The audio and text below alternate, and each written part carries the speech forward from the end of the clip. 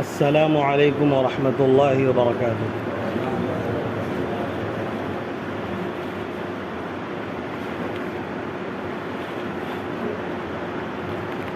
الحمد للہ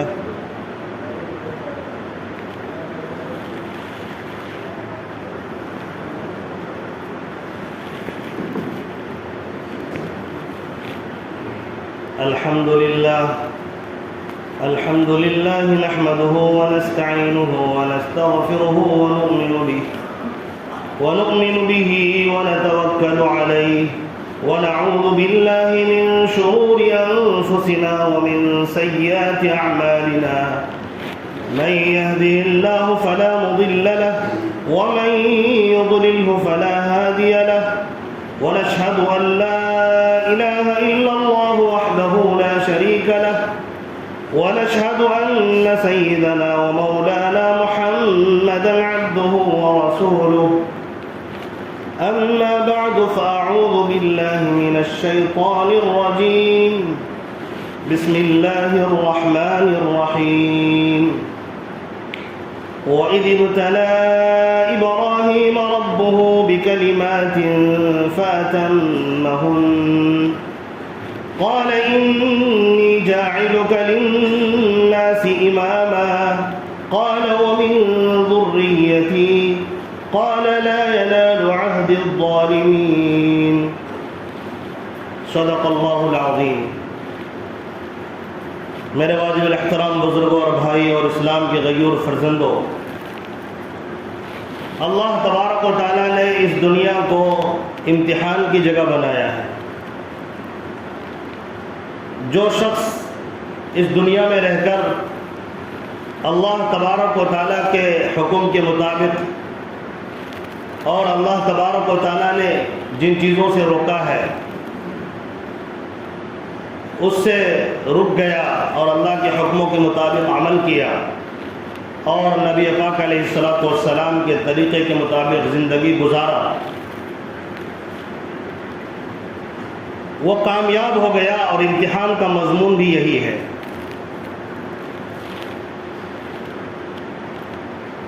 تو اس امتحان کی جگہ میں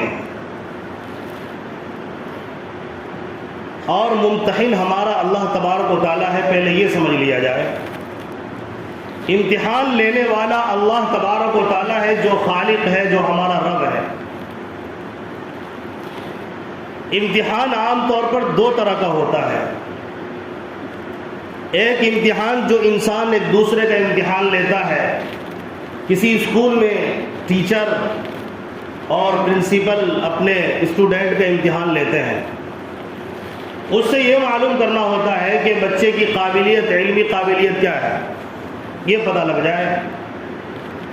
اور بعض مرتبہ بطور امتحان کے ہوتا ہے کہ اس امتحان میں کہاں تک کامیاب ہے اور اس کو انعام دیا جائے یا اس کو انعامات سے محروم کیا جائے، یا علم میں اضافے کے طور پر بھی امتحان ہوتا ہے تاکہ اس سے سوال کر کے اس کے علم میں اضافہ کیا جائے اگر وہ نہیں جانتا۔ کبھی اس وجہ سے بھی سوالات ہوتے ہیں کہ اگر دیکھیں اس کو پتہ ہے یا نہیں، اس وجہ سے یا آدمی سوال کرتا ہے سوال کی نیت سے کہ مجھے پتہ نہیں، آپ بتا دیجئے۔ لیکن اللہ تبارک و تعالیٰ کی یہاں یہ علمی صلاحیت اور قابلیت کے لحاظ سے امتحان نہیں ہوتا ہے، بلکہ اللہ تبارک و تعالیٰ دیکھتا یہ ہے کہ اس کے اخلاق کیسے ہیں، اعمال کیسے ہیں، اور امتحان میں ڈالتا ہے، آزمائش میں ڈالتا ہے، اور کسی مصیبت میں گرفتار کرتا ہے یا کسی عمل کو کرنے کے لیے کہتا ہے، کسی چیزوں سے روکتا ہے، تو اللہ تبارک و تعالیٰ کا مقصد یہ ہوتا ہے کہ اس کی تربیت ہو جائے اور یہ صحیح بن جائے، اچھا بن جائے۔ یہ ایسے ہی ہے جیسے اگر کسی کو فوج میں کام کرنا ہو، آرمی میں کام کرنا ہو، تو اس کے امتحانات کے لیے کیا کرتے ہیں، اس کو دوڑایا جاتا ہے، اس کو پریکٹس کے طور پر بڑی محنتیں کروائی جاتی ہیں، تب وہ جا کر جب اس قابل ہو جاتا ہے کہ وہ آگے جا کر صحیح طور پر ملک کی حفاظت کر سکے گا. بہت ساری ٹریننگ سے اس کو گزارا جاتا ہے جو عام بندہ نہیں کر سکتا. کوشش کے بعد جب وہ اس درجے تک پہنچتا ہے, اس کی تربیت ہو جاتی ہے, تب اس کو انعام کے طور پر کہیے یا ملازمت کے طور پر کہیے, اس کو ڈیوٹی لگا دی جاتی ہے. تو اللہ تبارک و تعالی اگر ہمارا امتحان لیتا ہے, جانچتا ہے, کبھی ہمیں صبر کرنا پڑتا ہے, کبھی شکر کرنا پڑتا ہے, اس کا مطلب یہ ہے کہ اللہ تبارک و تعالی ہمیں انعام دینے والا ہے اگر ہم کامیاب ہو جاتے ہیں. تو اگر کبھی زندگی کے اندر اللہ کے حکموں پر چلنے میں تکلیف ہوتی ہے تو اس کو سہ کر عمل کرنا چاہیے. اسی طرح اللہ تعالیٰ نے جن چیزوں سے روکا ہے, جن چیزوں سے منع کیا ہے, حرام کیا جن چیزوں کو, ان چیزوں سے جب ہم بچتے ہیں تو اللہ تبارک و تعالیٰ ہمارے لیے انعام مقرر کر رکھا ہے. میں نے قرآن پاک کی آیت آپ کے سامنے پڑھی ہے. اللہ تبارک و تعالیٰ نے ایک جلیل القدر نبی حضرت ابراہیم علیہ السلام کا تذکرہ کیا اور ان کے امتحان کا تذکرہ کیا, کیونکہ حضرت ابراہیم علیہ السلام امتحان میں پورے طور پر کامیاب ہو گئے. تو اللہ تبارک و تعالیٰ نے مثال کے طور پر ان کو پیش کیا کہ دیکھو ایک بندے کا کمال کیا ہوتا ہے, اپنے خالق کے لیے, اپنے مالک کے لیے, اپنے رب کے لیے وہ آزمائش کے اندر کتنا کامیاب ہو سکتا ہے اور کیسے کامیاب ہو سکتا ہے. تو اللہ تبارک و تعالیٰ نے جلیل القدر نبی حضرت ابراہیم علیہ السلام سے امتحان لیا. یہ جو ذی قاعدہ چل رہا ہے, اس کے بعد ذی الحجہ آئے گا, اس میں ہم حج کرتے ہیں, اتنی بڑی عبادت کرتے ہیں, ہم قربانی دیتے ہیں, یہ بھی بڑی عبادت ہے. لیکن اس بڑی عبادت کا پس منظر کیا ہے, جب تک ہم اس بات کو نہیں سمجھیں گے اس کی حکمت اور مصلحت ہمیں سمجھ میں نہیں آئے گی. حضرت ابراہیم علیہ السلام کی اداؤں سے, حضرت ابراہیم علیہ السلام کے آزمائش سے بھی تعلق رکھتا ہے یہ قربانی اور اسی طرح حج. لہذا ہمیں یہاں تک کہ بیت اللہ کی تاریخ جاننے کے لیے بھی, بیت اللہ کی اہمیت سمجھنے کے لیے بھی حضرت ابراہیم علیہ السلام کی زندگی کو سمجھنا پڑے گا. حج کے اندر جو ارکان کرتے ہیں, صفا مروہ کے درمیان چکر لگاتے ہیں, اس کا پس منظر کیا ہے, تو اس کے لیے بھی حضرت ابراہیم علیہ السلام کے واقعے کو سمجھنا پڑے گا. ایک شیطان کے نشان کے طور پر پتھر بنا ہوا ہے مینا کی وادی میں, وہاں حاجی لوگ جب تک وہاں پتھر کنکریاں نہیں ماریں گے, 7 کنکریاں, تب تک اس کا حج مکمل نہیں ہو سکتا ہے. آخر اس کا راز کیا ہے؟ تو میں کوشش کروں گا کہ کچھ جمعوں تک یہ سلسلہ چلے اور آپ اچھی طرح اس کو سمجھ لیجئے, اپنی اولاد کو سمجھائیے, اپنے بیوی بچوں کو سمجھائیے یہ اللہ تبارک و تعالیٰ کیوں کروا رہا ہے. حضرت ابراہیم علیہ السلام کے واقعے میں یہ ساری باتیں آئیں گی. کیا پس منظر ہے اس کا؟ تو میں نے قرآن پاک کی آیت پڑھی, مجھے امید ہے کہ آپ اس کو سمجھنے کی کوشش کریں گے.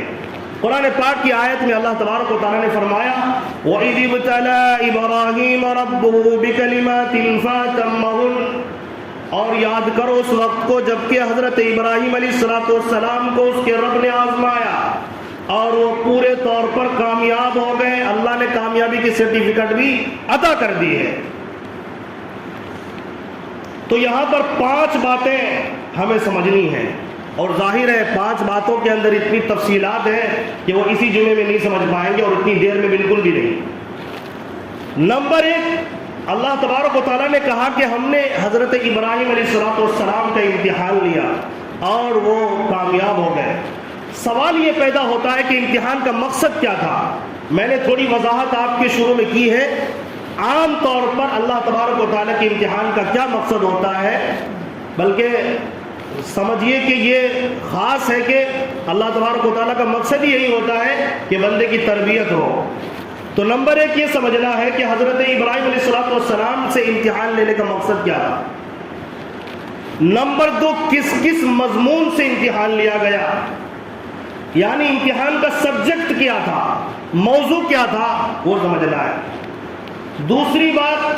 تیسری بات یہ ہے کہ حضرت ابراہیم علیہ السلام اس امتحان میں کہاں تک کامیاب ہوئے۔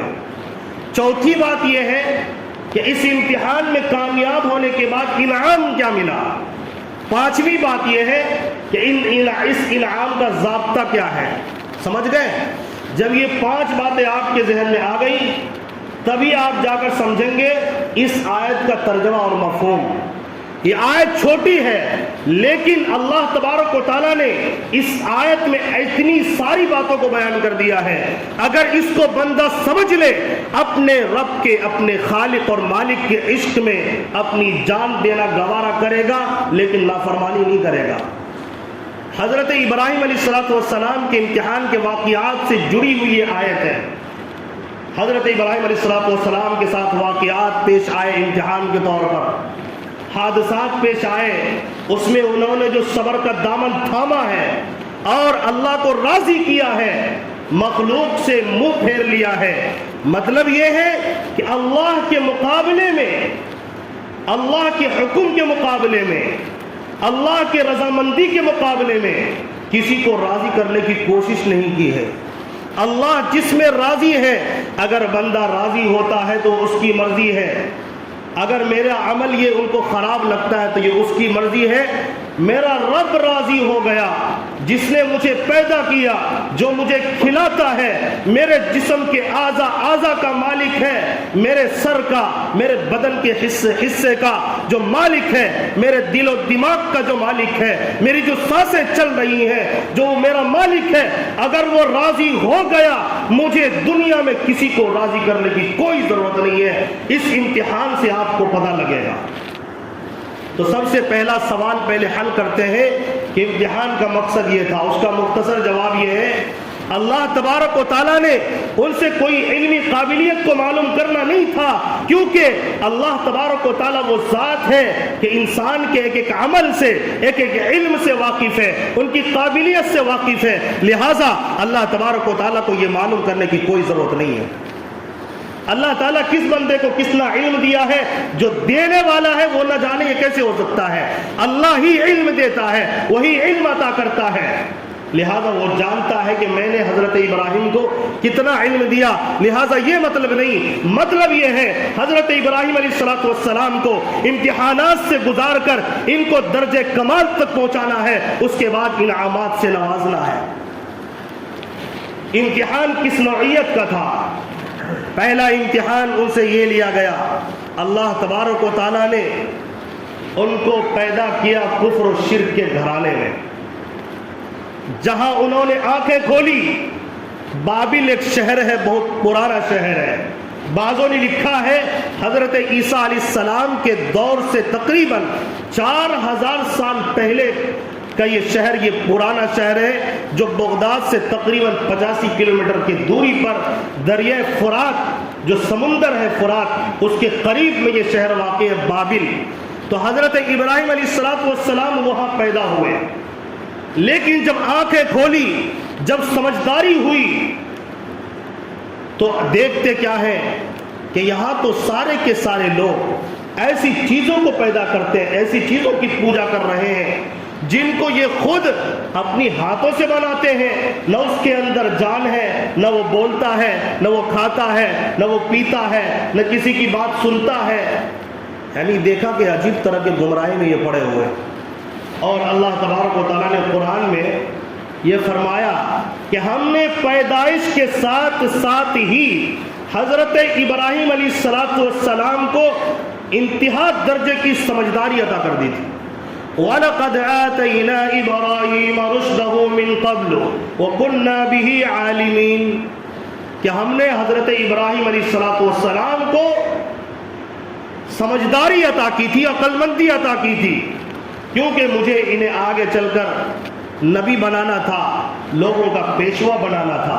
تو سب سے پہلا امتحان آپ غور کریں کہ ایک شخص ایسے گھر میں پیدا ہو جہاں باپ بھی کافر و مشرک ہے، ماں بھی کافر اور مشرک ہے، خاندان والے سارے کافر و مشرک ہیں، ایک بندہ پیدا ہوتا ہے ایسی بات بیان کرتا ہے جس سے لوگ ناواقف ہوتے ہیں یا جہالت پر ہوتے ہیں، برسوں برس سے لے کر آج تک انہوں نے بتوں کی پوجا کی ہے، وہاں پر یہ بتانا دیکھو تمہارا یہ معبود نہیں ہے، تمہارا یہ خدا نہیں ہے، تمہارا خدا کوئی اور ہے، خدا وہ ہے جو تمہیں پیدا کرتا ہے، جو مجھے پیدا کیا ہے، ساری کائنات کو بنانے والا ہے، ساری کائنات کے نظام کو چلانا ہے۔ وہاں یہ بتایا گیا جبکہ لوگ پہلے سے یہ جانتے رہے ہو، باپ بھی کہہ رہا ہو ارے ابراہیم تم جھوٹ بولتے ہو، ماں بھی کہہ رہی ہو تم جھوٹے ہو، خاندان والے سارے کہہ رہے ہو تم جھوٹے ہو، ارے خالق یہ ہے، مالک یہ ہے، یہ نفع نقصان کا مالک یہ ہے جو پوجا جس کی میں کر رہا ہوں، یہ جو بت بنے ہوئے ہیں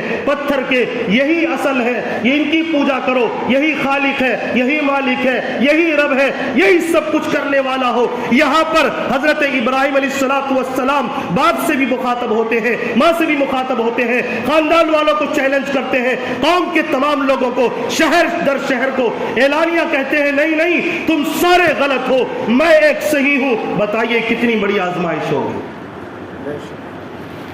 یہ بہت بڑی آزمائش ہے۔ بلا خوف و خطر لوگوں سے کہا اور اپنے باپ سے کہا جس کا تذکرہ اللہ نے قرآن میں کیا، وَإِذْ قَالَ إِبْرَاهِيمُ لِأَبِيهِ آزَرَ أَتَتَّخِذُ أَصْنَامًا آلِهَةً، جبکہ حضرت ابراہیم علیہ السلام نے اپنے باپ سے کہا اے میرے ابا جان آپ کن چیزوں کی عبادت میں لگے ہیں، آپ کن چیزوں کو خدا بنا رکھے ہیں، یہ تو مخلوقات ہیں، اصل عبادت کے لائق تو خالق ہے۔ انی اراک وقومک فی ضلال مبین، میں آپ کو اور آپ کی قوم کو تمام کو گمراہی میں بھٹکتے ہوئے دیکھ رہا ہوں، آپ ضلالت و گمراہی میں پڑے ہوئے ہیں، آپ تو مخلوق کی پوجا کر رہے ہیں، آپ خود بھی مخلوق ہیں وہ بھی مخلوق ہے، پوجا تو خالق کی ہونی چاہیے، کریٹر کی ہونی چاہیے جو پیدا کرنے والا ہے۔ یہ صاف بات تھی، صاف اعلان تھا، سچائی پر مبنی تھا۔ اب قوم والوں کو چاہیے یہ تھا، اگرچہ ایک ہی فرد اس سچائی کو بیان کرنے والا ہے لیکن سچ تو یہ ہے باپ کو بھی سننا چاہیے تھا، ماں کو بھی سننا چاہیے تھا، قوم کے لوگوں کو بھی سننا چاہیے تھا، خاندان کے لوگوں کو بھی سننا چاہیے تھا، لیکن سب نے انکار کر دیا۔ قرآن نے ان کے باپ نے جو جواب دیا قرآن نے تذکرہ کیا، قال اراغب انت عن آلیتی یا ابراہیم، اے ابراہیم تو میرے پرورد میرے معبود کی توہین کر رہا ہے، لارجمنک وہجرنی ملیا، میں تجھے پتھر مار کر ہلاک کر دوں گا۔ سارے قوم کے لوگ دشمن بن گئے، اب اکیلا اتنا آسان ہے۔ پھر ان لوگوں کا میلہ لگا، ایک مرتبہ میلہ لگا، میلے کے اندر عام طور پر بتوں کی پوجا کی جاتی ہے، میلہ اس لیے بھی لگایا جاتا ہے۔ سارے لوگ جب جانے لگے، حضرت ابراہیم بھی جانے لگے، حضرت ابراہیم کے والد بھی جانے لگے، خاندان کے سارے لوگ جانے لگے، ان کے سامنے آئے اور آ کر کہنے لگے کہ چلیے آج میلہ ہے پوجا کریں۔ انہوں نے صاف لفظوں میں کہا کہ میں تو بیمار ہوں، اس سلسلے میں نہیں جا سکتا، یعنی میری طبیعت ادھر مائل نہیں ہے، میں بیمار ہوں، لہذا مجھے معاف کیا جائے۔ فقال انی سقیم، مجھے معاف کیا جائے، آپ جائیں، آپ جہاں جانا چاہتے ہیں جائیں، میں تو بیمار ہوں۔ بیمار ہونے کا مطلب یہ نہیں کہ حضرت ابراہیم علیہ السلام نعوذ باللہ جھوٹ کہہ رہے ہیں، بلکہ وہ کہنا چاہتے تھے جس مرض میں، جس بیماری میں تم مبتلا ہو، میرا دل میرا قلب اس بیماری سے صاف ہے۔ تم جس گمراہی میں مبتلا ہو یہ بھی ایک بیماری ہے، اسی کو قرآن نے کہا فی قلوبہم مرض، ایک بیماری جسم کو لگتی ہے، ایک روحانی طور پر دل بھی گندا ہوتا ہے۔ دل کی سب سے بڑی بیماری شرک اور کفر کی گندگی میں مبتلا ہو جانا ہے، اور یہ ایسی برائی ہے اور یہ ایسی بیماری ہے جو ایک در سے ہٹا کر در کی ٹھوکریں کھانے پر بندے کو مجبور کرتا ہے، دنیا کا لالچی بناتا ہے، حریص بناتا ہے، اور ایک دن آتا ہے آدمی اسی کی پوجا کرتے ہوئے مرتا ہے اور آخرت کی لامحدود زندگی میں بھی برباد ہو جاتا ہے۔ تو یہ بیماری نہیں تو اور کیا ہے جو دلوں کی کیفیت کو برباد کر کے رکھ دے۔ تو حضرت ابراہیم علیہ السلام نے کہا میں بیمار ہوں، میں نہیں جا سکتا، تم لوگ جاؤ۔ تو خیر ان کے حضور کو قبول کر کے سب چلے گئے. حضرت ابراہیم علیہ السلام کہنا یہ چاہتے تھے قالت اللہ لاکیدن اصنامکم بعد ان تولوا مدبرین، تم لوگ جہاں جانا چاہتے ہو جاؤ، جب تم واپس آؤ گے تو میں بتاؤں گا تمہارے بتوں کے ساتھ کیا کرتا ہوں. میں تو تمہیں زبانی سمجھا کر تھک گیا. تم ایسی چیز کی پوجا کرتے ہو نہ وہ بول سکتا ہے، نہ کھا سکتا ہے، نہ پی سکتا ہے، نہ تمہاری باتوں کا جواب دے سکتا ہے، نہ تمہاری دعاؤں کو سنتا ہے، نہ تمہارا کوئی معاملہ حل کرتا ہے. یہاں تک کہ اتنا مجبور ہے کہ اگر اس پر کوئی مکھی بھی، کوئی مچھر بھی پیشاب پاخانہ کر دے، کوئی معمولی سا کیڑا بھی اس پر آ کر گندگی پھیلا دے، وہ صاف بھی نہیں کر سکتا. میں دیکھ رہا ہوں اتنے کمزور کی بے جان چیز کی پوجا میں لگے ہوئے ہو. تم جاؤ تو صحیح، جب تم میری بات زبان سے نہیں مانتے میں اب عمل سے دکھاؤں گا. یہ لوگ چلے جاتے ہیں.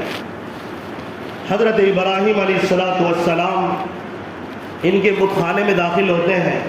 وہاں پر کچھ بت رکھے ہوئے ہوتے ہیں. حضرت ابراہیم علیہ السلام تمام بتوں کو توڑ ڈالتے ہیں.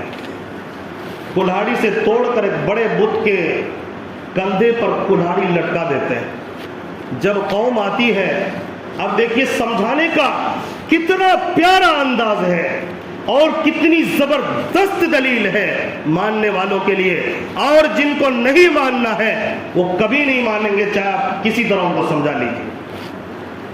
اور جب آدمی سچ آنے کے بعد بھی نہیں سمجھتا ہے اس کا انجام بہت بھیانک ہوتا ہے. اور جب انجام میں گرفتار ہوتا ہے، جب وہ ذلیل ہوتا ہے، خار ہوتا ہے، عذاب سے واسطہ پڑتا ہے، وہاں ایک شخص بھی اس کا ساتھ دینے والا نہیں ملتا. یہی حالت ان لوگوں کی ہوئی. جب یہ قوم واپس آئی تو لوگ دیکھ رہے ہیں کہ یہ بت ٹوٹے ہوئے ہیں، کیا بات ہے.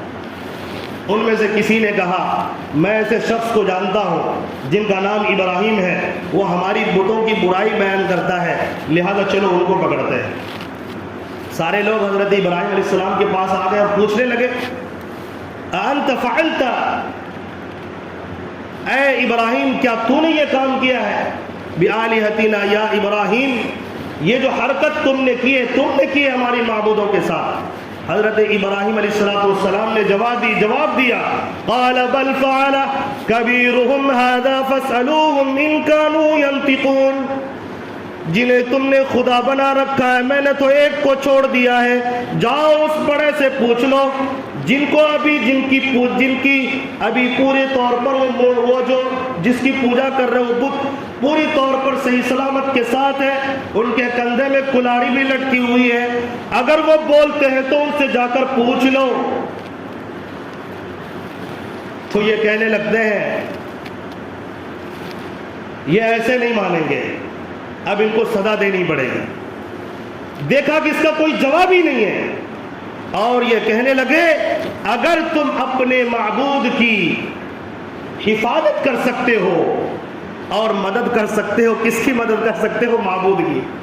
اس قوم والے نے کہا، اللہ نے اس کو قرآن میں نازل کیا ہے، قوم نے کہا اگر تم چاہتے ہو کہ قوم نے آپس میں بات کی، اگر تم چاہتے ہو اپنے معبود کی مدد کرو تو حضرت ابراہیم علیہ السلام کے خلاف کچھ کرنا پڑے گا، ایسے کام نہیں چلے گا.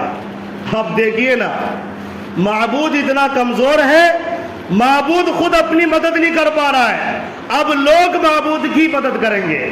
یہ کتنی کمزوری ہے، اتنی بڑی کمزوری ہے. یہ پورا الٹ گیا. ارے خدا تو وہ ہوتا ہے جو مدد کرتا ہے، جس کی مدد کی جاتی ہے وہ خدا نہیں ہوتا. اتنا تو عقل کام کرنا چاہیے نا. یہ تو ایسی بات ہے جو ہر ایک معمولی سے معمولی ذہن رکھنے والا انسان اس کو سمجھ سکتا ہے. یہ کہتے ہیں ہم اپنی خدا کی حفاظت کریں گے اور مدد کریں گے. نعوذ باللہ من ذالک. خدا ایسی چیزوں کو بنایا جس کی ضرورت یہ ہے ہم اس کی مدد کریں.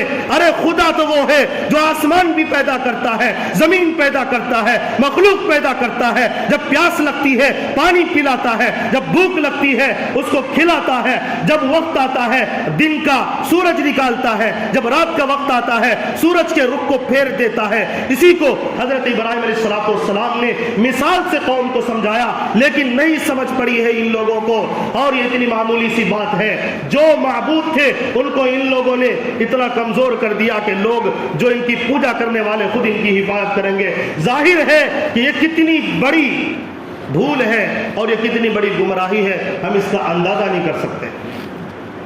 تو سب سے پہلے یہ امتحان ہوا ہے، امتحانات اور بھی ہوئے ہیں، ایک ایک کر کے تفصیل سے آپ کے سامنے ان تمام باتوں کو لاؤں گا۔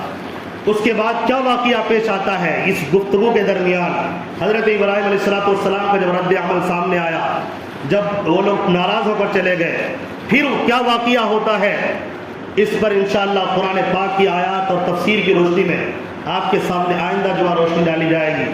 اللہ تبارک و تعالی ہم تمام کو اپنی وحدانیت کو سمجھنے اور اللہ تبارک و تعالی اپنی خوب عبادت کی توفیق عطا فرمائے۔ آمین وآخر دعوانا۔